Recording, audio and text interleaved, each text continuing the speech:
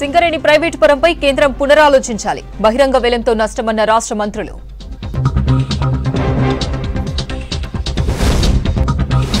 $650 కోట్ల అంచనాలతో GWMC budget ప్రవేశం. బీఆర్ఎస్ సభ్యుల రభసతో చర్చ లేకుండా ముగిసిన సమావేశం. డెడ్ స్టోరేజీకి చేరిన నాగార్జున సాగర్ నీటి మట్టం. ఇన్ఫ్లో లేక అడుగంటిన జలాలు, రైతుల ఆందోళన. అనర్హులకు డబుల్ బెడ్రూమ్ ఇండ్ల కేటాయింపు. ఫిర్యాదులతో మహబూబ్ నగర్ అధికారులపై విచారణ షురూ. ఇతర ప్రభుత్వ పనులతో అంగన్వాడీ టీచర్లు బిజీ. చదువు అందక సంగారెడ్డి జిల్లాలో తగ్గిన పిల్లల సంఖ్య.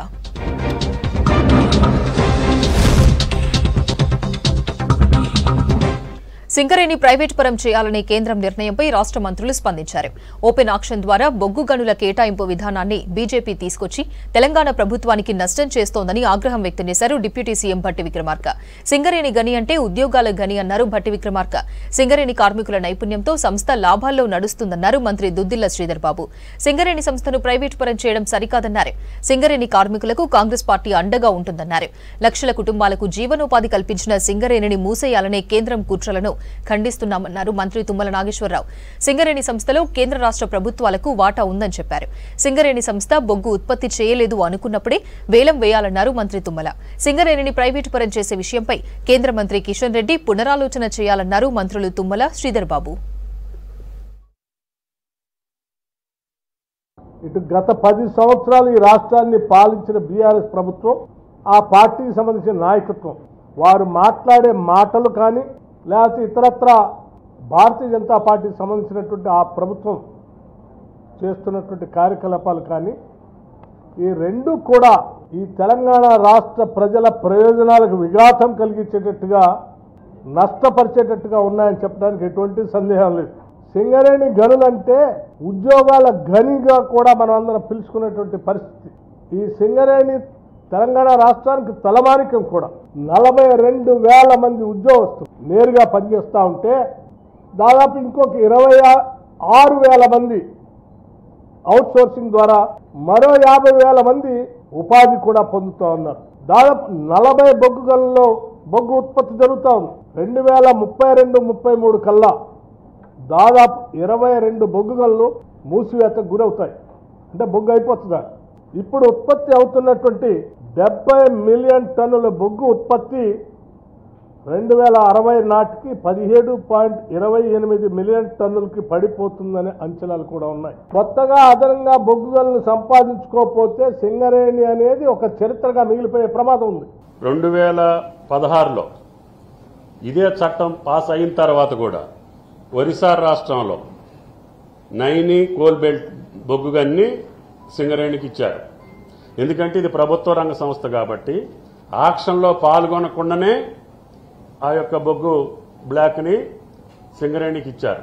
అదే పద్ధతిలో తెలంగాణకు అందుబాటులో ఉన్నటువంటి గోదావరి వ్యాలీలో ఉన్నటువంటి అన్ని బొగ్గు బావుల్ని కూడా సింగరేణికి ఇవ్వమనేది కాంగ్రెస్ ప్రభుత్వం యొక్క, రేవంత్ రెడ్డి గారి ప్రభుత్వం యొక్క ఆలోచన, ఆయన యొక్క అభ్యర్థన, ఈ ప్రభుత్వం యొక్క డిమాండ్ కూడా. మేము అడిగే ధర్మబద్ధమైనటువంటి తెలంగాణ బొగ్గు బావుల్ని మాత్రం తెలంగాణ గోదావరి పారివాహక ప్రాంతంలో ఉన్నటువంటి రేపు రాబోయేటటువంటి బ్లాకులన్నింటినీ కూడా ఈ సంస్థకే ఉండాలి. ఇందుట్లో కూడా మీ వాటా ఉంది. మాది 51 అయితే మీది 49 వాటా ఉంది. ఇది కూడా కేంద్ర రాష్ట్ర ప్రభుత్వాల సంస్థ. ఇది చేయలేని పరిస్థితి ఉన్నటువంటి ప్రాంతాల్లో కానీ భారతదేశంలో ఇంకెక్కడన్నా అవకాశం ఉంటే సింగరేణి చేయలేదని అనుకుంటేనే మీరు ఆక్షన్కి వెళ్ళండి. అది ధర్మబద్ధమైనటువంటి ప్రభుత్వం చేసేటటువంటి కార్యక్రమం తప్ప ఈ రకమైనటువంటి వ్యవహారం చేసి ఈ యొక్క ఆక్షన్ విధానం సింగరేణికి సాధ్యం కాని బ్లాకుల్లో మాత్రమే జరగాలనేది మా డిమాండ్. తెలంగాణలో ఉన్న అన్ని బ్లాకులు కూడా సింగరేణికి కావాలనేది ప్రభుత్వం యొక్క డిమాండ్. ఒక పక్షాన కార్మికులు, ఇంకో పక్షాన దాంట్లో పనిచేస్తూ ఉన్న ప్రతి ఒక్క వ్యక్తి నైపుణ్యం వల్ల ఈరోజు సింగరేణి సంస్థ బలంగా ఉంది. సింగరేణి ద్వారానే కొత్త బొగ్గు గనులను బొగ్గు ఉత్పత్తి చేసే కార్యాచరణలో ముందుకు నడపాలని ప్రయత్నం చేయాలని కోరుతా ఉన్నాం. మీరు మొన్న కొత్త గనులను ప్రైవేటు వ్యక్తులకు, ప్రైవేటు సంస్థలకు అతి త్వరలో ఇవ్వబోతున్నామని కేంద్ర ప్రభుత్వం తీసుకున్న నిర్ణయమని మేము కోరుతా ఉన్నాం. మీరు తీసుకున్న నిర్ణయాన్ని పునరాలోచన చేయాలని, సంస్థ పరంగా ఈరోజు వారికి ఉన్న ప్రతిభ, వారికి ఉన్న నైపుణ్యాన్ని ఉపయోగించుకొని కేంద్ర రాష్ట్ర ప్రభుత్వాలకు సంబంధించిన సంస్థను పెద్ద ఎత్తున తీసుకుపోవాల్సిన బాధ్యత మీపైన మాపైన ఉన్న తరుణంలో మీరు పునరాలోచన చేయాలని గౌరవ కేంద్ర మంత్రులను కోరుతా ఉన్నాం. హైటెన్షన్ మధ్య గ్రేటర్ వరంగల్ మున్సిపల్ కార్పొరేషన్ 2024-25 ఆర్థిక సంవత్సరం బడ్జెట్ ఆమోదం పొందింది. సమావేశం రచ్చరచ్చైంది. 650 కోట్ల అంచనాలతో రూపొందించిన బడ్జెట్ ప్రవేశపెట్టే సమయంలో బీఆర్ఎస్ సభ్యులు అడ్డుకునే ప్రయత్నం చేశారు. కాంగ్రెస్ సభ్యులు వారిని ప్రతిఘటించే క్రమంలో సభ రభసగా మారింది. ఈ గందరగోళం మధ్య మేయర్ గుండు సుధారాణి అధ్యక్షతన బడ్జెట్ సమావేశం ఎలాంటి చర్చ లేకుండానే ముగిసింది.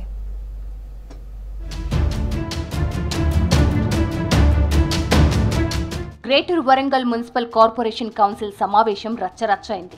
బడ్జెట్ సమావేశం తీవ్ర గందరగోళం మధ్య ముగిసింది. కాంగ్రెస్, బీఆర్ఎస్, బీజేపీ సభ్యుల పోటాపోటీ నినాదాలతో తీవ్ర ఉద్రిక్తత చోటు చేసుకుంది. బడ్జెట్ ప్రతులను చించేసిన బీఆర్ఎస్ సభ్యులు మేయర్ పోడియంను చుట్టుముట్టి నిరసన తెలిపారు. వరుస ఎన్నికల నేపథ్యంలో గత కొంతకాలంగా వాయిదా పడుతూ వస్తున్న greater Warangal municipal corporation council సమావేశం ఈ రోజు కట్టుదిట్టమైన పోలీస్ భద్రత మధ్య నిర్వహించారు. 2024-25 ఆర్థిక సంవత్సరానికి బడ్జెట్ ఆమోదం కోసం మేయర్ గుండు సుధారాణి అధ్యక్షతన కౌన్సిల్ సమావేశం జరిగింది. సమావేశంలో కార్పొరేటర్లతో పాటు కాంగ్రెస్ ఎమ్మెల్యేలు నాయని రాజేందర్ రెడ్డి, నాగరాజు, రేవూరి ప్రకాష్ రెడ్డి, బీఆర్ఎస్ ఎమ్మెల్సీలు పోచంపల్లి శ్రీనివాస్ రెడ్డి, బస్వరాజు సారయ్య, కమిషనర్ అశ్విని తానాజీ, హన్మకొండ కలెక్టర్ ప్రావీణ్యారెడ్డి, వివిధ శాఖల అధికారులు పాల్గొన్నారు. కౌన్సిల్ సమావేశానికి నల్ల జెండాలు వేసుకుని బీఆర్ఎస్ సభ్యులు హాజరయ్యారు. మేయర్, కలెక్టర్లు, ఇతర అధికారులు వచ్చి మీటింగ్ మొదలు పెట్టగానే బీఆర్ఎస్ కార్పొరేటర్లు నిరసనకు దిగారు. మేయర్ పోడియం వద్దకు దూసుకెళ్లి సభ్యులు నిరసన తెలిపారు. గుండు సుధారాణి బడ్జెట్ ప్రవేశపెట్టడానికి అనర్హురాలని ఆరోపించారు. బీఆర్ఎస్ పార్టీ కండువాపై గెలిచి మేయర్ సుధారాణి కాంగ్రెస్ పార్టీలో చేరారు కాబట్టి ఆమెను అనర్హురాలుగా ప్రకటించాలని డిమాండ్ చేశారు. మరోవైపు కాంగ్రెస్ పార్టీ సభ్యులు ఆమెకు మద్దతుగా నిలిచారు. కాంగ్రెస్ కార్పొరేటర్లు ప్రతిఘటిస్తూ బీఆర్ఎస్ కు వ్యతిరేకంగా నినాదాలు చేశారు. ఇరు వర్గాల అరుపులు, కేకలతో కౌన్సిల్ హాల్ దద్దరిల్లింది. ఓ దశలో సమావేశంలో ఏం జరుగుతుందో అర్థం కాని పరిస్థితి ఏర్పడింది.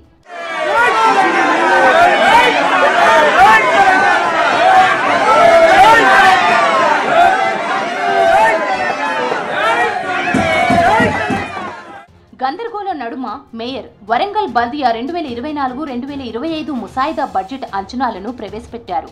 ఓవైపు నినాదాలు, మరోవైపు బడ్జెట్ ప్రతులు చించివేస్తున్న గందరగోళ పరిస్థితుల్లోనే బడ్జెట్ వివరాలు బల్దియా అకౌంట్స్ అధికారి వెల్లడించారు.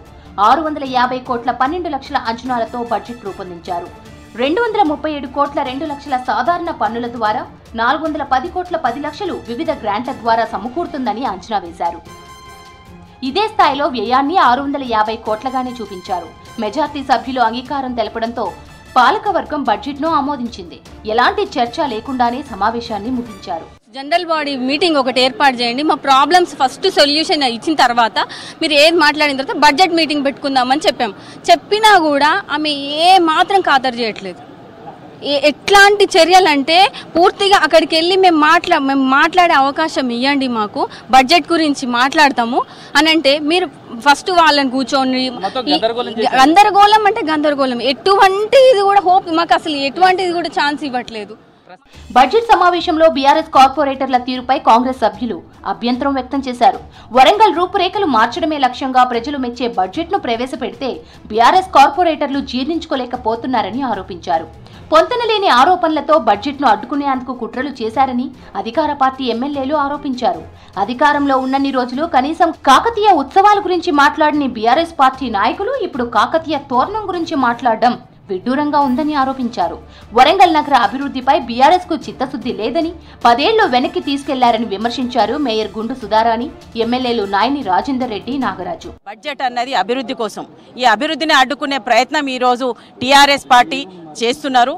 వాళ్ళు నిజంగా వాళ్ళ చిత్తశుద్ధి ఉంటే బడ్జెట్ను ఆమోదం తెలియజేసుకొని తర్వాత ఏమైనా ఉంటే మాట్లాడాలి. కానీ బడ్జెట్ గురించి మాట్లాడకుండా వరంగల్ జిల్లాలో ఇప్పుడున్న గౌరవ ముఖ్యమంత్రి రేవంత్ రెడ్డి గారి ఆధ్వర్యంలో మా శాసనసభ్యులు అందరి సహకారంతో అభివృద్ధితో కూడిన బడ్జెట్ని ప్రవేశపెడుతుంటే దాన్ని అడ్డుకొని మేయర్ పోడియం మీదకి వచ్చిస్తున్నటువంటి టీఆర్ఎస్ పార్టీని మేము తీవ్రంగా ఖండిస్తున్నాం. బడ్జెట్ ఏం వ్యతిరేకించాడు అవపడతలే. అక్కడ మేయర్ గారు మారినరు, వారి అధికారాన్ని తొలగించాలట.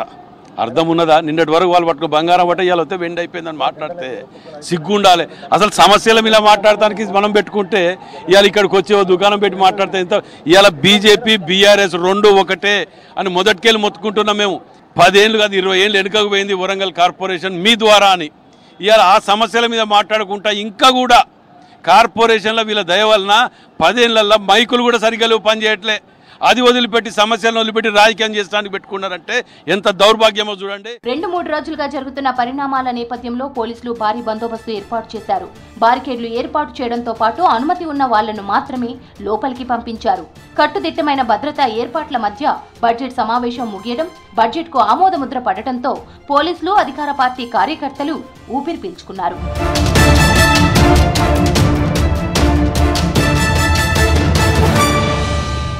పిల్లలను మొదటిసారిగా స్కూల్కు అలవాటు చేసేందుకు ఆటపాటలతో విద్య నేర్పించేలా అంగన్వాడీ వ్యవస్థ ఏర్పాటు చేశారు. ప్లే స్కూళ్ల తరహాలో అభివృద్ధి చేస్తామన్నారు.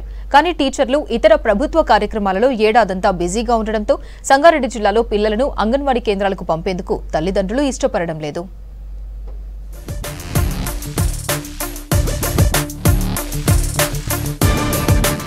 పిల్లలకు మొదటి అక్షరాలు నేర్పడమే కాదు, సరైన పౌష్టికాహారం ఇస్తూ స్కూళ్లకు అలవాటు చేసేందుకు అంగన్వాడీ కేంద్రాలు ఉపయోగపడుతుంటాయి. కానీ క్షేత్రస్థాయిలో పరిస్థితులు మరోలా ఉన్నాయి. అంగన్వాడీలకు పిల్లలను పంపేందుకు తల్లిదండ్రులు విముఖత చూపుతున్నారు. స్కూల్ పనులు, సర్వేలు, రెవెన్యూ, ఇతర గ్రామస్థాయి పనులలో అంగన్వాడీ టీచర్లు బిజీగా ఉంటున్నారు. కేంద్రాలలో విద్యార్థులకు కనీస అక్షర జ్ఞానం అందడం లేదని పిల్లలను స్కూలుకు పంపడం లేదు. ముఖ్యంగా సంగారెడ్డి జిల్లా వ్యాప్తంగా అంగన్వాడీల్లో రాను రాను పిల్లల సంఖ్య తగ్గుతోంది.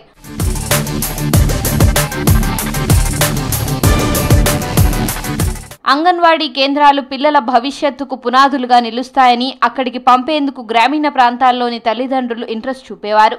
చిన్నారులను గ్రూపులుగా విభజించి రోజు కనీసం 2 గంటలకు తగ్గకుండా పాఠాలు చెప్పాల్సి ఉంటుంది. నర్సరీ పిల్లలకు ఆటపాటలు, బొమ్మలు, 3-4 ఏళ్లలోపు వారికి ఎల్కేజీ, 4-5 ఏళ్లలోపు వారికి యూకేజీ పాఠాలు చెప్పాల్సి ఉంటుంది. చిన్నారులకు బోధన ఎలా చేయాలనే దానిపై అంగన్వాడీ టీచర్లకు ప్రత్యేకంగా బుక్స్ ఇచ్చారు. కానీ ఇవేమీ క్షేత్రస్థాయిలో జరగడం లేదు. ఏ అంగన్వాడీ కేంద్రానికి వెళ్లినా టీచర్లు ఉండరు. కారణం, టీచర్లకు ఇతర డిపార్ట్మెంట్ అధికారులు పనులు చెప్తుండడంతో వారంతా గ్రామాల్లో తిరుగుతున్నారు. లేదంటే ఆన్లైన్లో డేటా ఎంట్రీ చేయడంతోనే సరిపోతుంది.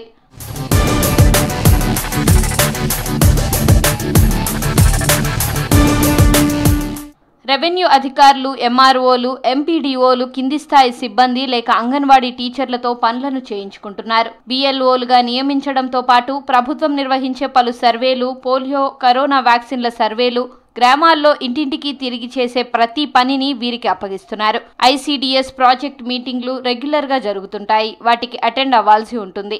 వీటికి తోడు మండల కేంద్రాల్లో వివిధ అధికారుల సమావేశాలకు, గ్రామస్థాయిలో సర్పంచ్ల మీటింగ్లకు, ఆసరా పెన్షన్ల కార్డుల పంపిణీ అంగన్వాడీ టీచర్లతోనే చేయిస్తున్నారు. దీంతో వీరు స్కూల్లో పిల్లలకు పాఠాలు చెప్పలేకపోతున్నారు. వీరు చేస్తున్న సర్వేల వివరాలు, వీరి రోజువారీ కార్యక్రమాలు, అంగన్వాడీ స్కూల్స్ కి వచ్చే పిల్లల ఎత్తు, బరువు, వ్యాక్సిన్ల వివరాలు పలు వెబ్సైట్లలో అప్లోడ్ చేసే బాధ్యత కూడా వీరికి అప్పగించారు. దీంతో సమయం అంతా ఇలాంటి కార్యక్రమాలకే పోతోంది. పిల్లలకు చదువు అనేది లేకుండా పోతోంది. మన ఫ్రీ స్కూల్ అనేది పిల్లలకి పునాది లాంటిది.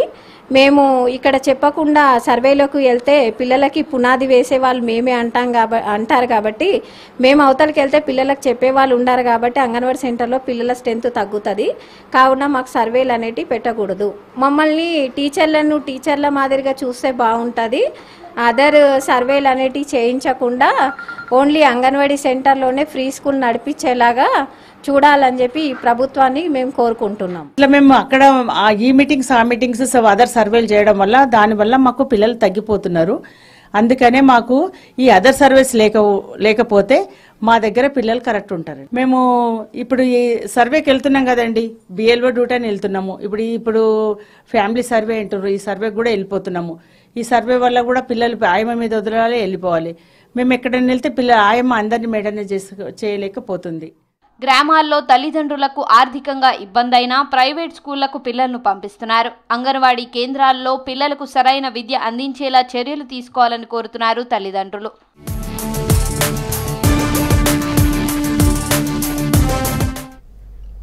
మహబూబ్ నగర్ జిల్లాలో డబుల్ బెడ్రూమ్ ఇళ్ల కేటాయింపులో జరిగిన అక్రమాలు బయటపడుతున్నాయి. పేదలకు ఉచితంగా ఇవ్వాల్సిన ఇళ్లను అనర్హులకు కేటాయించి లక్షలు వసూలు చేశారు ఇంటి దొంగలు.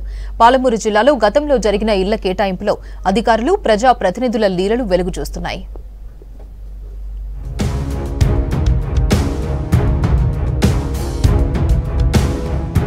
మహబూబ్ నగర్ జిల్లాలో డబుల్ బెడ్రూమ్ ఇళ్ల స్కీమ్ అర్హులకు అందకుండా పోయింది. గత ప్రభుత్వంలో జరిగిన ఇళ్ల కేటాయింపులో అధికారులు ప్రజాప్రతినిధుల నిర్వాకం బయటపడుతోంది. వేలాది ఇళ్ల కేటాయింపులో చేతివాటం ప్రదర్శించారు. ఒక్కో ఇంటికి ధర కట్టి వసూలు చేశారు. సర్కారు ఇళ్లను యథేచ్ఛగా బహిరంగ మార్కెట్లో బేరానికి పెట్టారు. గూడు లేని పేదలకు పథకం ద్వారా లబ్ధి చేకూర్చాల్సింది పోయి అనర్హులకు కట్టబెట్టారు. ఈ అక్రమ దందాలో మాజీ ప్రజాప్రతినిధులు, గతంలో రెవెన్యూ శాఖలో పనిచేసిన అధికారుల ప్రమేయం ఉంది. లబ్ధిదారుల ఎంపికలో ఇష్టారాజ్యంగా వ్యవహరించారు. తమకు నచ్చిన వారిని ఎంపిక చేశారు. అర్హత కలిగిన గూడు లేని పేదలు నేటికి దీనస్థితిలో కాలం వెళ్లదీస్తున్నారు. కోట్ల రూపాయలు వసూలు చేసి జేబులు నింపుకున్నారు.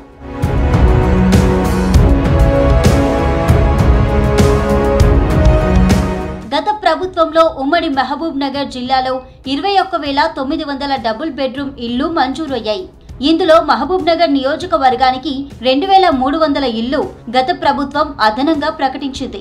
నియోజకవర్గాల వారీగా మొదట 400, తర్వాత 1000 చొప్పున మొత్తం ప్రతి నియోజకవర్గానికి 1400 ఇళ్ల చొప్పున 19,600 ఇళ్లు మంజూరయ్యాయి. మహబూబ్ నగర్ జిల్లా కేంద్రంలోని ఆదర్శ్ నగర్లో 310 ఇళ్లు, దివిటిపల్లిలో 1024, వీరన్నపేటలో 660 ఇళ్లు నిర్మించారు.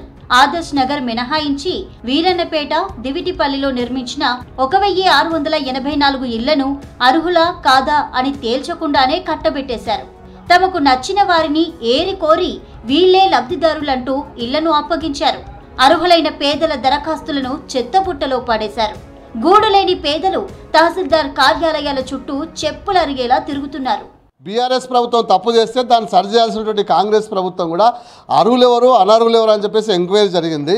దాంట్లో ఇండ్లు చాలామంది ఖాళీ ఉన్నటువంటి డబుల్ బెడ్రూమ్ ఉన్నాయి. వాటి లిస్టు కూడా ఇవ్వకుండా ప్రకటించకుండా ఈరోజు తాత్సారం చేస్తూ ఉంది. ఇది కరెక్ట్ కాదు. చాలా రోజులుగా నెలల తరబడి ఎంక్వైరీల పేరుతో నిజమైనటువంటి లబ్ధిదారులు కూలీడ్స్ పెట్టి పనులు ఇడిచిపెట్టి వారి ఇండ్ల కాడ ఉండే పరిస్థితి ఉంది. వాస్తవంగా లబ్ధిదారులు నిజంగా డబుల్ బెడ్రూమ్లు వస్తాయని చెప్పేసి కలలు కన్నారు. కానీ అవి రాకపోయే వరకు కిరాయి ఇళ్లలో వండుకుంటూ వాళ్ళు జీవనం సాగిస్తున్నారు.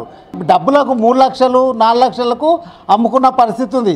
మరి గవర్నమెంట్ ఎవరికి ఇవ్వాలి ఎవరికి ఇవ్వకూడదు అనే విషయం తెలియకుండా బీఆర్ఎస్ ప్రభుత్వం ఇట్లు అధికారులు మొత్తంగా కుమ్మక్కై దాన్ని అమ్ముకున్న పరిస్థితి ఈరోజు మహబూబ్నగర్ టౌన్లో కనబడతా ఉంది.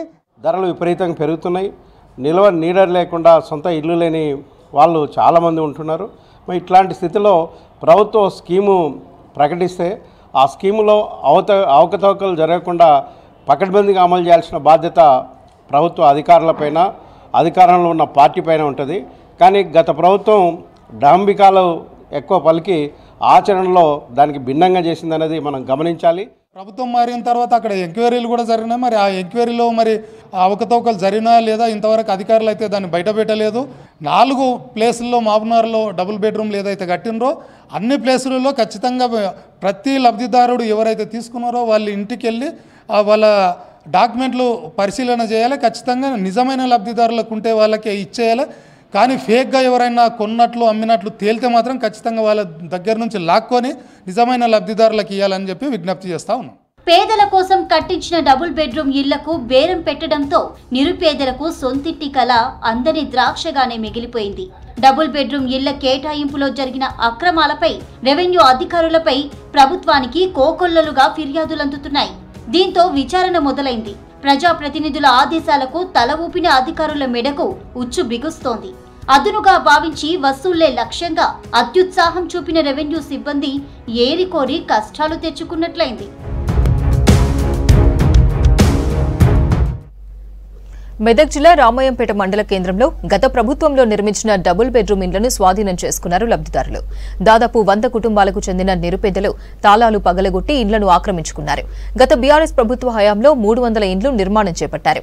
అందులో 250 ఇండ్లను పేదలకు పంపిణీ చేశారు అధికారులు. మరో 50 ఇండ్లు పంపిణీ చేసేందుకు సిద్ధంగా ఉంచారు. అయితే ప్రభుత్వం మారడంతో డబుల్ బెడ్రూమ్ ఇండ్ల పంపిణీ ఆగిపోయింది. తాము ఎంతో కాలంగా ఇండ్లు ఇవ్వాలని అధికారులను కోరినా వారు పట్టించుకోకపోవడం వల్లే ఇండ్లను ఆక్రమించుకుంటున్నట్లు తెలిపారు లబ్దిదారులు.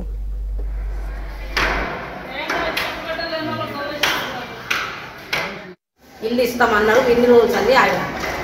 ఇప్పుడు తెలిసింది ఈరోజు అందరూ ఓటులు లేని వాళ్ళంతా ఓటులు నీకు ఇక్కడనా కిరానా అంటే కిరాయి కట్టలేక పరిస్థితులు కూడా ఉన్నాయి.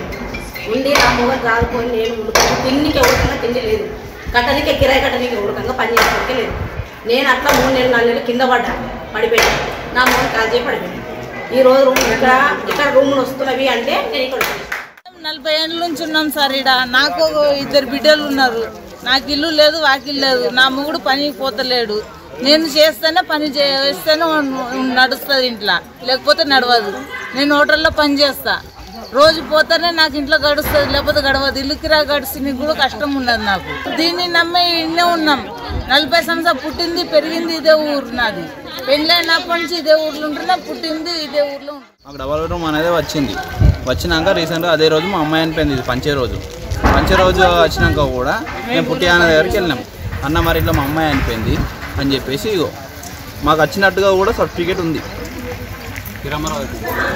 అయితే ఇక పోయినా పుట్టి అన్న దగ్గర పోతే ఇంకా 50 ఇంట్లో ఉన్నాయి కదా, మళ్ళీ అప్పటికి ఇద్దామని చెప్పేసి దేవుని రాజన్న మరి తోలుకొని పోయి కాలం మీద పడితే కూడా ఏమన్నా అంటే అవి ఇచ్చేటప్పుడు ఒక మిగులుతాయి ఇద్దామని చెప్పేసి మాట్లాడారు. మాకు వచ్చింది అదే రోజు, ఇదే రోజు, అది మంచి రోజే వచ్చింది. A-3 వచ్చింది మాకు ఫస్ట్. మాకు ఇప్పుడు ఏమో అడిగితే లేదని చెప్పి నీట్ పరీక్షలో అవకతవకలపై విచారణ జరిపించాలని డిమాండ్ చేస్తూ హన్మకొండలో వామపక్షాలు ఆందోళనకు దిగాయి. జిల్లా కేంద్రంలోని అంబేద్కర్ కాలేజీ విగ్రహాల దగ్గర బైఠాయించారు సిపిఐ, సిపిఎం పార్టీ నేతలు. నీట్ పరీక్ష రద్దు చేసి మళ్లీ పరీక్ష పెట్టాలని డిమాండ్ చేశారు. నీట్లో అవకతవకలకు పాల్పడిన వారిని కఠినంగా శిక్షించాలని, మళ్లీ పరీక్ష పెట్టి 25 లక్షల మంది విద్యార్థులకు న్యాయం చేయాలని డిమాండ్ చేశారు.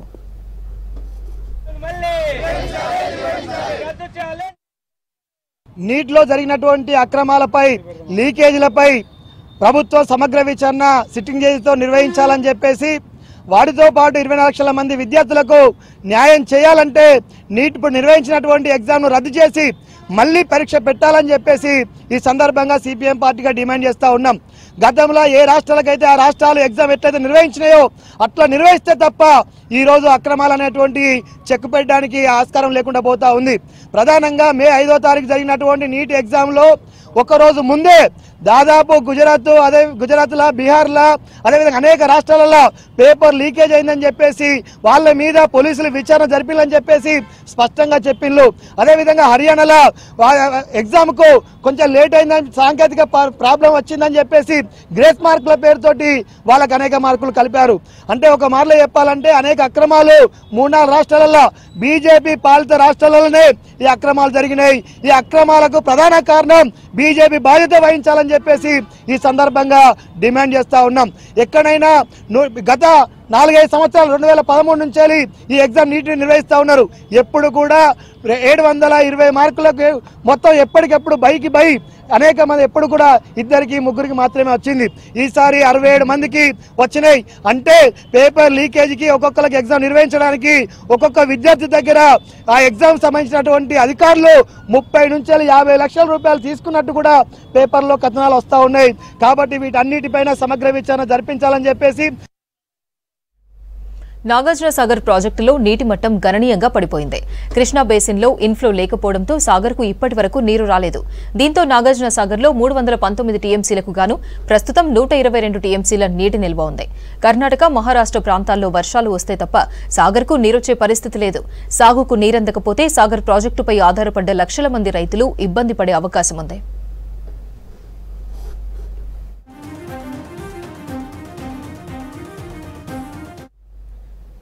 మంచిర్యాల జిల్లా చెన్నూరు పట్టణంలో పలు హోటళ్లు, స్వీట్ హౌస్లలో తనిఖీలు నిర్వహించారు మున్సిపల్ కమిషనర్. పలు బేకరీలలో కాలం చెల్లిన చాక్లెట్లు, బిస్కెట్లు, ఐస్ క్రీంలను విక్రయిస్తున్నట్లు గుర్తించారు. గజానంద్ స్వీట్ హౌస్ లో ఎక్స్పైరీ అయిన చాక్లెట్లు, ఐస్ క్రీంలను విక్రయిస్తున్నట్లు గుర్తించి యజమానికి 3,000 ఫైన్ వేశారు కమిషనర్. నాణ్యతా ప్రమాణాలు పాటించని షాపులపై చర్యలు తీసుకుంటామని హెచ్చరించారు మున్సిపల్ కమిషనర్.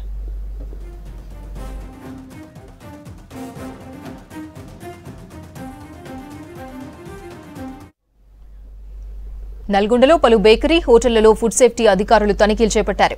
హాలియాలోని ఫేమస్ బేకరీలో తనిఖీలు చేసి తినే పదార్థాలను పరిశీలించారు అధికారులు. ఇదే బేకరీలో 4 రోజుల క్రితం జ్యూస్ తాగి ఫుడ్ పాయిజన్ అయినట్లు అధికారులకు కంప్లైంట్ చేశాడు బాధితుడు ఇచ్చిన కంప్లైంట్ ఆధారంగా బేకరీలో తనిఖీలు చేపట్టి శాంపిల్స్ సేకరించారు ఫుడ్ సేఫ్టీ అధికారి స్వాతి.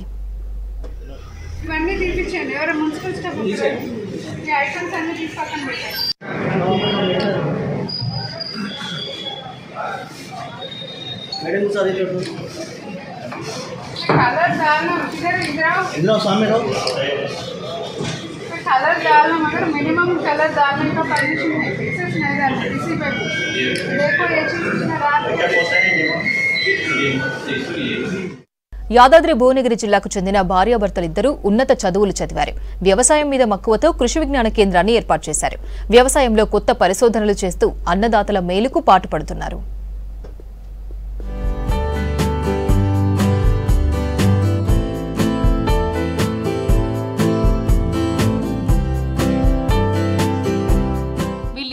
యాదాద్రి భువనగిరి జిల్లా రామకృష్ణపురానికి చెందిన భార్యాభర్తలు జిట్టా బాలరెడ్డి, జ్యోతిరెడ్డి.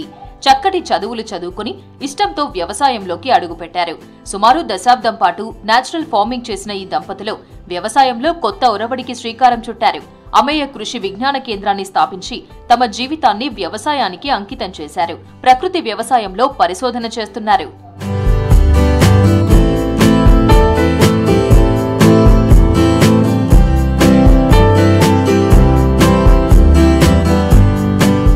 అమేయ కృషి విజ్ఞాన కేంద్రంలో వ్యవసాయంలో నూతన విధానాలను రూపొందించడంతో పాటు రైతులకు మేలు చేసే కొత్త పంటల సాగు మీద పరిశోధన చేస్తున్నారు బాలరెడ్డి దంపతులు. అమేయ కృషి విజ్ఞాన కేంద్రానికి తోడుగా అమేయ ఆగ్రో నర్సరీని ఏర్పాటు చేశారు. ఈ నర్సరీలో ఎప్పటికప్పుడు కొత్త రకాల పండ్ల మొక్కలను సేకరిస్తూ వాటిని మరింతగా అభివృద్ధి చేస్తున్నారు. రానున్న కాలంలో ఓన్ ప్లాంట్ బ్రీడ్ వైపు వెళ్లాలన్నదే తమ ప్రయత్నమని చెబుతున్నారు. వ్యవసాయానికి చదువుకు సర్టిఫికెట్లతో బంధం ఏమి లేదు అనిపించింది. కాబట్టి ఆ చదువు అటకెక్కించేసి వ్యవసాయంలోనే చేయాలనేసి తపనతో వ్యవసాయం ప్రారంభించాము. దాదాపు 16 సంవత్సరాల కింద మేము ఈ వ్యవసాయంలోకి వచ్చాము. ప్రకృతి వ్యవసాయంలో పరిశోధన ప్రారంభించాము. ఇక్కడ అమేయ కృషి వికాస కేంద్రం తరఫున ఒకవైపు వ్యవసాయ విధానాల రూపకల్పన జరుగుతుంది. రెండవ వైపు ఏంటంటే రైతులకి ఉపయోగకరంగా ఉండే పంటల సాగుకు సంబంధించిన పరిశోధన జరుగుతుంది. కొత్త పంటలను గుర్తించి అభివృద్ధిపరిచి రైతులకు అందజేసే పని కూడా దీంట్లో భాగంగానే పెట్టుకున్నాము. అమేయ నర్సరీలో ఏకంగా 500 రకాల పండ్ల మొక్కలను పెంచుతున్నారు. ఇందులో 225 రకాల మామిడి మొక్కలు ఉండడం విశేషం. వీటిలో 64 రకాల మామిడి మొక్కలను విదేశాల నుంచి తెప్పించామంటున్నారు బాలరెడ్డి దంపతులు. ఏడాదికొకసారి దిగుబడి వచ్చే మామిడిని రెగ్యులర్ గా దిగుబడి వచ్చేలా ప్రయత్నించి సక్సెస్ అయినట్లు తెలిపారు. తమ దగ్గర ఉన్న 16 రకాల మామిడి మొక్కలు ఏడాదంతా దిగుబడిని అందిస్తాయంటున్నారు. వీటిలో 8 రకాల మొక్కలు ప్రస్తుతం రైతులకు అందుబాటులోకి తెచ్చినట్లు వివరించారు. మిగిలిన 8 రకాలు డెవలపింగ్ దశలో ఉన్నట్లు వెల్లడించారు. ఇది క్యాటిమోనీ అండి. క్యాటిమోనీ వెరైటీ సంవత్సరం మొత్తం కాస్తూనే ఉంటుంది. మంచిగా ఎంజాయ్ చేయొచ్చు. కట్ ఫ్రూట్ వెరైటీ, రసం కాదు. ఇది ఎప్పుడు కాయలు కాస్తూనే ఉంటుంది కాబట్టి అన్ సీజన్లో కూడా మంచిగా ఎంజాయ్ చేయొచ్చు. కాబట్టి ఆఫ్ సీజన్లో వచ్చేటటువంటి పంట రైతుకు బెనిఫిట్ అవుతుంది. ఇది నోనీ ఫ్రూట్ అండి. సంవత్సరం మొత్తం కాస్తూనే ఉంటుంది. సీజన్ అనేది ఉండదు. ఎప్పుడు ఇట్లా హెవీ ఈల్డింగ్ ఉంటుంది కాయ. క్యాన్సర్కి మంచి మందుగా పనిచేస్తుందని చెప్పేసి అంటారు. మెడిసినల్ ప్రాపర్టీస్ ఎక్కువగా ఉంటాయి. టేస్ట్ మాత్రమే యావరేజ్గా ఉంటుంది. ఇట్లా అంటే దూరగా ఉన్నప్పుడు మాత్రమే కట్ చేసి మనం రసం తీసి అది ప్రిజర్వ్ చేసుకోవచ్చు. క్యాన్సర్ పేషెంట్స్కి మంచిది. ఇది బనానా మ్యాంగో అండి. ఈ సంవత్సరానికి ఒకసారి కాస్తుంది. దీంట్లో 2 సార్లు కాసే రకాలు ఉన్నాయి కానీ ఇది ఇయర్లీ వన్స్ కాసేటటువంటి రకము. ఇది మనము ప్రిజర్వేటివ్ కెపాసిటీ ఎక్కువ దీనికి. కాయను కనుక మనం నిల్వ చేసుకోవాలనుకుంటే ఇది డీప్ ఫ్రీజ్లో పెడితే 1 year వరకు కూడా నిలువ ఉంటుంది. మంచి టేస్ట్ ఉన్నటువంటి ఫ్రూట్, ఎంజాయ్ చేయొచ్చు బాగా. మామిడి మాత్రమే కాదు, ఏడాదంతా దిగుబడి ఇచ్చే నిమ్మ మొక్కలను కూడా డెవలప్ చేశారు బాలరెడ్డి దంపతులు. Vietnam Malta, Jaffa Malta, Missouri Malta, African Malta లాంటి నిమ్మ మొక్కలను అందుబాటులోకి తెచ్చారు. ఇందులో వియత్నాం మాల్టా దిగుబడి ఎక్కువగా రావడంతో పాటు రుచిగా ఉంటుందని చెప్తున్నారు. అమెరికన్ ఆరెంజ్ లో సింకిస్ట్, వెలెన్సియా ఆరెంజ్ అందుబాటులోకి తీసుకొచ్చారు. వియత్నాం మోసంబి, మొరకాన్ బెడ్రిడ్ లాంటి 26 రకాల నిమ్మజాతి మొక్కలపై పరిశోధన చేస్తున్నట్టు వెల్లడించారు. ఇండియా రకాల్లో అంతరించే దశకు చేరుకున్న బనారస్ మోసంబిని సైతం అభివృద్ధి చేస్తున్నట్లు తెలిపారు. లిచి, రేగుడు లాంటి మొక్కలపైన రీసెర్చ్ చేస్తున్నట్టు తెలిపారు. జామలో అధిక దిగుబడి ఇచ్చే అలహాబాద్ సఫేదా, టీ5, డైమండ్ లాంటి మొక్కలను అందుబాటులోకి తెచ్చినట్లు తెలిపారు. క్రమంగా ఆ పంట విస్తీర్ణం అనేది తగ్గుతూ వస్తుంది. ఎందుకంటే రైతుకు పంట ఉన్నప్పుడు రేటు రాకపోవడము, రేటు ఉన్నప్పుడు పంట లేకపోవడం అనేది జరుగుతుంది. ఈ దాంట్లో కూడా దృష్టిలో పెట్టుకొని ఏంటంటే ఏడాది పొడుగుతా కనుక మనకు బత్తాయి కనుక అందినట్టయితే రైతు గిట్టుబాటు అవుతుందని ఆలోచించి ఇప్పుడు Vietnam Malta, Jaffa Malta, Missouri Malta, African Malta అనే 4 రకాల ఈ బత్తాయి వెరైటీలను అందుబాటులోకి తీసుకొచ్చాము. ఇవి ఏడాది పొడుగుతా కాపునిస్తాయి. వ్యవసాయం సాంప్రదాయ పద్ధతిలో చేస్తే లాభసాటి కాదంటారు బాలరెడ్డి దంపతులు. సాగుపై పెట్టుబడులను తగ్గించుకోవడంతో పాటు మార్కెట్ మీద రైతు ఆధారపడకూడదంటారు. మార్కెట్ రైతుపై ఆధారపడేలా ఎదగాలంటారు. మొక్కల పెరుగుదలకు వీలైనంత వరకు ప్రకృతి ఎరువులను వాడాలంటారు. రసాయనిక ఎరువుల కారణంగా దిగుబడి తగ్గిపోతుందంటున్నారు. ఎకరం మిరప సాగుకు 2 లక్షలు ఖర్చయితే ఆగ్రో హోమియోపతి విధానంలో కేవలం 20,000 ఖర్చవుతుందంటున్నారు. ఖర్చును తగ్గించుకుంటేనే రైతుకు వ్యవసాయం లాభదాయకమవుతుందంటున్నారు. సాంప్రదాయ పద్ధతుల్లో మనము తలంచుకొని ఏదో చేసామా అనుకుంటే చేస్తే మనకు గిట్టుబాటు కాదు. ఎందుకంటే వ్యవసాయము ఇలా పెనుభారం అవుతుంది. మనము కొనబోతేనేమో కొరివి, అమ్మబోతే అడివి అనేటట్టుగా ఉంది. కాబట్టి పంట పెట్టుబడులను తగ్గించుకోవాలి. పంట పెట్టుబడులను తగ్గించుకోవాలనుకుంటే మార్కెట్ మీద రైతు ఆధారపడకూడదు, రైతు మీద మార్కెట్ ఆధారపడాలి. ఒక 450 ml హోమియో మెడిసిన్ కేవలము 500 రూపాయలకు దొరుకుతుంది. దానితోటి మనకు 180 పంపులు వస్తాయి. 180 పంపులు అంటే ఎకరాకు 10 పంపులు కొట్టినా 18 ఎకరాలకి సరిపోతుంది ఒక బాటిల్. ఈ 13 రకాలకు 26 రకాల మందులు ఉన్నాయి. 500 రూపాయలు లెక్కేసుకున్నా కానీ 13,000 అవుతుంది. 13,000తోటి 18 ఎకరాలని మేనేజ్ చేసుకోగలిగే పరిస్థితి ఉంది. అంటే పెట్టుబడి ఖర్చు ఎకరాకు కంటికి కనుక చూసుకుంటే మనకు 1,300 ఒక ఎకరాకు పడుతుంది. అంటే 2 లక్షల రూపాయల ఖర్చు ఎక్కడ, 1,300 రూపాయల ఖర్చు ఎక్కడ. ఖర్చులు తగ్గించుకుంటేనే రైతు మిగులుతాడు. ఎందుకంటే రైతు ఎంత కష్టపడ్డా కానీ మళ్ళీ ఎప్పటి చిప్ప ఎనుగులే అన్నట్టుగానే ఉన్నది. ఆయన అంటే మార్కెట్ మీద ఆధారపడి ఉన్నాడు కాబట్టి ఆయన కొనేదానికేమో పెట్టుబడి అంటే పంట పెట్టుబడులకు సంబంధించిన ఖర్చు ఏమో పెరిగిపోతుంది, పంట ధరలకు సంబంధించేమో స్థిరత్వం ఉండట్లేదు. ప్రకృతి వ్యవసాయంతో పాటు వ్యవసాయ క్షేత్రంలో గోశాల నిర్వహిస్తున్నారు బాలరెడ్డి దంపతులు. పేడ, మూత్రాన్ని సాగుకు వాడుతున్నారు. పాలతో పాల పదార్థాలను తయారు చేస్తున్నారు. వాటితో పాటు కారం పొడి, పసుపు పొడి, మునగ పొడి సహా పచ్చళ్లు తయారు చేస్తున్నారు. ఇక్కడ తయారు చేసిన ఉత్పత్తులకు మార్కెట్లో మంచి డిమాండ్ ఉండడం విశేషం.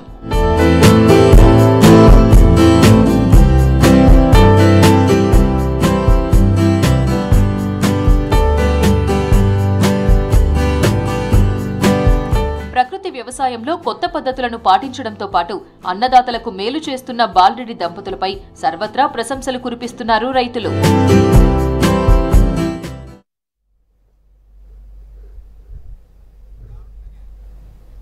నిర్మల్ జిల్లాలో దేవుళ్ల పేర్లను మనుషులకు పెట్టే ఆచారం కొనసాగుతోంది.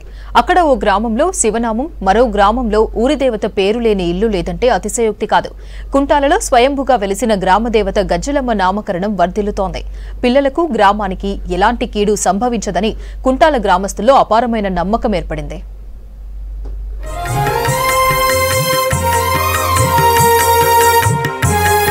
నిర్మల్ జిల్లాలోని ముధోల్ అసెంబ్లీ సెగ్మెంట్లో దేవుళ్ల నామకరణం ఆచారంగా వస్తోంది. 500 ఏళ్ల క్రితం గజ్జలమ్మ కుంటాల గ్రామంలోని ఓ ఊట బావిలో గజ్జలమ్మ దేవత స్వయంభుగా వెలిసిందని స్థల పురాణం చెబుతోంది. గ్రామంలోని ముత్తన్నకు కలలోకి వచ్చిన గజ్జలమ్మ ఊరిలో తనను ప్రతిష్ఠించి ఆలయ నిర్మాణం చేపట్టాలని కోరినట్లు గ్రామస్తులు చెబుతున్నారు.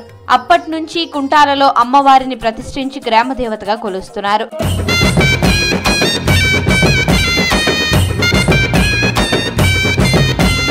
గతంలో గ్రామంలో కలరా వ్యాప్తి చెంది చిన్నారులు మరణాలు సంభవించాయి. కొందరు జన్మించాక అనారోగ్యం పాలవుతున్నారు. దీంతో కుంటాల వాసులు గ్రామదేవతను వేడుకున్నారు. తమ కుటుంబంలో తొలి సంతానానికి గ్రామదేవత పేరు పెట్టుకోవడంతో మరణాలు సంభవించలేదు. పిల్లలు ఆరోగ్యంగా ఉన్నారు. ఎవరైనా ఇతర పేర్లతో నామకరణం చేస్తే చిన్నారులు తీవ్ర అనారోగ్యానికి గురయ్యేవారు. మళ్లీ గ్రామదేవత పేరు నామకరణం చేయడంతో ఆరోగ్యంతో కోలుకుంటున్నారు. అప్పటి నుంచి గ్రామంలో ప్రతి కుటుంబంలో తొలి సంతానం పేరు గజలమ్మ, గజలక్ష్మి, గాయత్రి, గజారాం, గజానంద్, గజేశ్వర్ పేర్లను పెడుతున్నారు. కొందరు ఉన్నత విద్యను అభ్యసించి సాఫ్ట్వేర్ రంగంలో విదేశాల్లో నివసిస్తున్నారు. అమెరికాలో తమకు జన్మించిన పిల్లలకు సైతం అమ్మవారు పేరునే నామకరణం చేస్తున్నారు. గజరాం గజరాం అంటే ఇంట్లో ముగ్గురు కొడుకులు ఉన్నారు అనుకోండి, ఆ ముగ్గురికి గజరాం అని పేరు పెట్టేసరికి కన్ఫ్యూజ్ అవుతారు. పెద్ద గజరాం, నడిపి గజరాం, చిన్న గజరాం, అట్లా ఆ విధంగా పిలిస్తే తప్ప మళ్ళీ మార్వేరు తోట గజరాం, తాటి గజరాం ఇట్లాంటి మార్వేర్లు కూడా పిలిస్తేనే వాళ్ళకు తెలవడం అనేది జరుగుతుంది. ఊరికి ఇంటికి 3 పేర్లు రండి, మ్యాక్సిమం ఇంటికి 3 పేర్లు గజరాం గజ్జవనే ఉంటుంది. 400 నుంచి 500 కుటుంబాలు ఉంటాయండి. అయితే ఈ కుటుంబాలకు ప్రతి ఒక్కరికి గజరాం గజ్జవ అనేది పేరు పెట్టడం. అయితే ఒకవేళ పేరు పెట్టకపోతే అంటే కొంచెం అనారోగ్యానికి గురి కావడం, పిల్లలు పుట్టినప్పుడు వెంటనే గజ్జమ్మ పేరు పెట్టకపోతే అనారోగ్యం గురి కావడం వల్ల ఆ పూర్వీకులు అంటే తెలిసినటువంటి పెద్ద మనుషులు ఉంటారు కదా ఇంట్లో, వాళ్ళు చెప్పడం అంటే వాళ్ళ అమ్మవారి పేరు పెట్టాలి ఖచ్చితంగా అని చెప్పి పేరు పెట్టగానే వాళ్ళు కోలుకోవడం, ఆరోగ్యంగా యథాస్థితికి రావడం అనేది చాలా సందర్భాల్లో జరిగింది.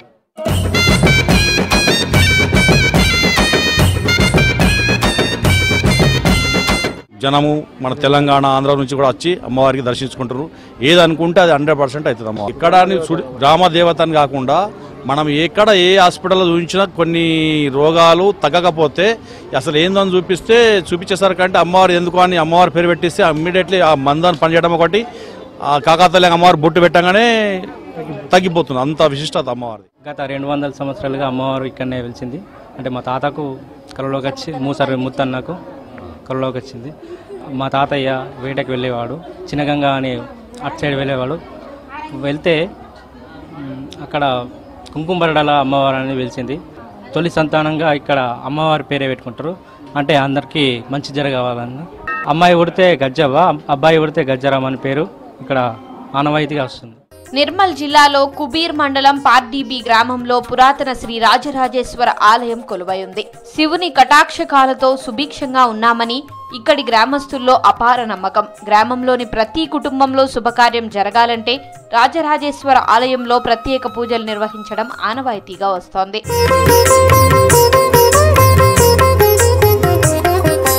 ఈ గ్రామంలో ప్రతి కుటుంబంలోని తొలి బిడ్డకు శివుని పేరు నామకరణం చేస్తారు. శివుని దీవెనలతో ప్రతి కుటుంబంలో సంతానం కలుగుతుందని గ్రామస్తుల విశ్వాసం. తమ సంతానానికి శివనామం వచ్చేటట్లు పేరు పెట్టడం ఇక్కడ ప్రత్యేకత. ఆ ఊరిలో పుట్టిన ప్రతి మగ ఆడబిడ్డకు శంకర్, శివయ్య, శివ, మహేష్ పేర్లను నామకరణం చేసే సంప్రదాయం తరతరాల నుంచి వస్తోంది. ఇంట్లో 3 ఉంటే పెద్ద శివయ్య, నడిపి శివయ్య, చిన్న శివయ్య అని పిలుస్తారు.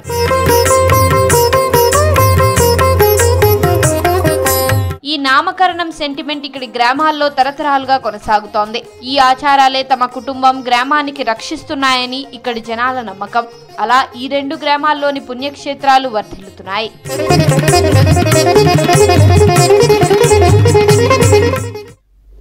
కరీంనగర్లో కేంద్ర హోంశాఖ సహాయ మంత్రి బండి సంజయ్ను కలిశారు కరీంనగర్ మేయర్ సునీల్ రావు.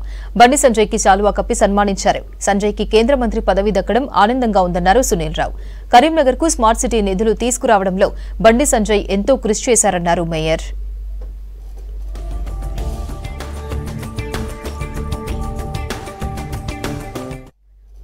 ఇవి బులెటిన్ అప్డేట్స్.